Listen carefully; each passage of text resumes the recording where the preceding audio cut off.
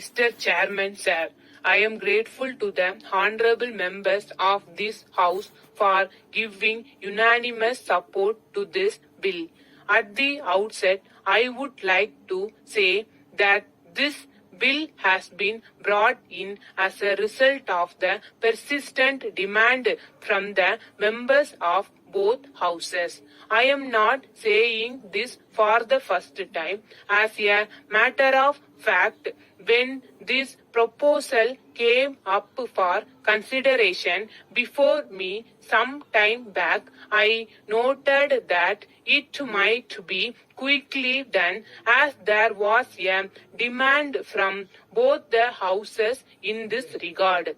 With regard to the various provisions in the bill, an honorable member wanted a distinction to be made between those who were running this game and those who were participating in it. I may assure him that we have made a distinction. If the honorable member goes through the provisions of the bill, he will find that as far as persons who are running this business are concerned, we have provided for a maximum punishment and also a minimum punishment. So we have provided a minimum punishment for those who run these betting activities.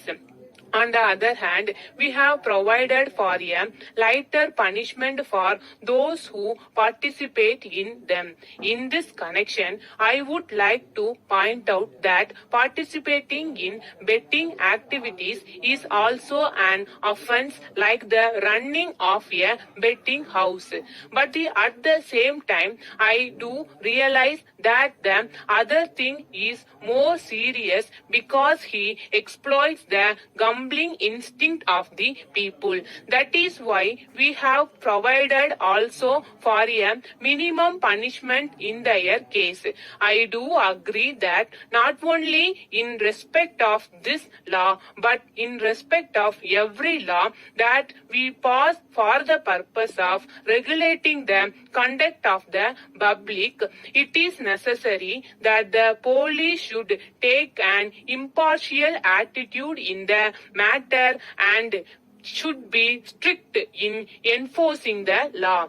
If that is not done, all this may become an instrument of oppression. So far as this point is concerned, we may be happy that our police officers are, after all, our brethren. They will bear in mind what we are saying here and what is happening outside in society also. I have no doubt in my mind that they will enforce this legislation to the best advantage of society. But if there is misuse of this law as any other law for personal gains, then it is the duty of everybody to bring it to the notice of the government. I may assure the House that if any such inning is brought to the notice of the government in respect of police officials, we shall take very strict action. Reference was also made to the publications in the press from time to time. I am aware of this, but I do not know how we can control them. As we know, they are a privileged class. I am sure the honorable members will agree with me that any restrictions on the publication of news will be regarded as curtailment of the freedom of the press. In view of this, it will not be right on the part of anybody to suggest that we should control the press in any way. I think we have to give them absolute freedom. Let us hope that with the passage of this bill, it will be possible to put down this evil with a strong hand. Let us hope that when we discuss the next budget, we will be able to say that we have put down this evil to a great extent. Letter from the New India Cotton Mills Limited, Calcutta to Messrs. Ganesh and Company, Mumbai. Dear Sirs, we draw your kind attention to your order for supply of some goods. With reference to your order, we are very sorry that we have to ask for extension of time in its execution. As you may know, recently there was a strike of the cotton operatives. It affected our business for some time, but we think that you know that we have resumed work and we are making all efforts to fulfill our contracts. But at the same time, we are afraid that in spite of our best efforts, it will not be possible to effect delivery on 1st July as agreed to.